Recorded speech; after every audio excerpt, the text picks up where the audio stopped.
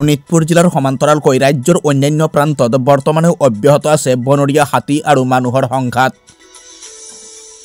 ইয়াকে লৈ ঢেকিয়াজুলিত বন বিভাগৰ বিৰুদ্ধে ক্ষোভিত হৈ পৰে সদৌ অসম আদিবাসী ছাত্ৰ সন্থাৰ শোণিতপুৰ জিলা সমিতি।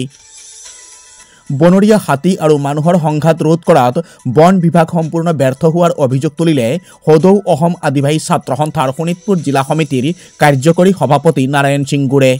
হয়, আজি শোণিতপুৰ জিলাত অন্তৰ্গত বিহুগুৰিকে ধৰি বিভিন্ন জিলাত আজি মানুহ আৰু হাতীৰ যি সংঘাত চলি আছে আৰু কৃষক ৰাইজৰ যি ক্ষতি হৈ আছে আজি আমি চাবলৈ পাইছোঁ। আজি চৰকাৰৰ যিভাৱে পদক্ষেপ হ'ব লাগিছিলে বা বন বিষয়াৰ যিভাৱে পদক্ষেপ হ'ব লাগিছিল আমি চাবলৈ পোৱা নাই, তাৰ কাৰণে আমি দুখিত। আৰু আজি এই বন বিভাগসকলে আচলতে কি কৰি আছে? আজি তেখেতসকলে কৃষক ৰাইজক নিৰাপত্তা দিব পৰা নাই।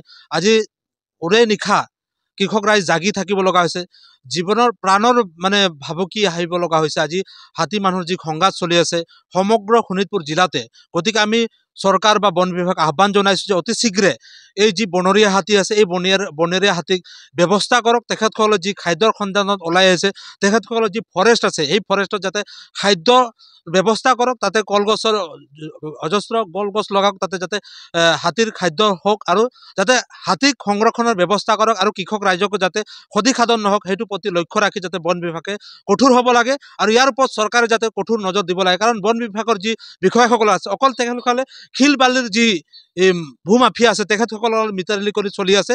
আজি কৃষক ৰাইজৰ যি ক্ষতি হৈ আছে বা যি বনৰীয়া হাতীৰ সংঘাত হৈ আছে মানুহৰ লগত, সেইটোত কোনো ধৰণৰ বন বিভাগৰ নজৰ নাই। তেখেতসকলে অকল দিনে ৰাতি ভূমাফিয়া বা যি বালিৰ চৰ আছে সেই বালিৰ চৰত যি টেক্স আছে সেই টেক্স কালেক্ট কৰাত থাকেহে ব্যস্ত থকা আমি চাই পাওঁ।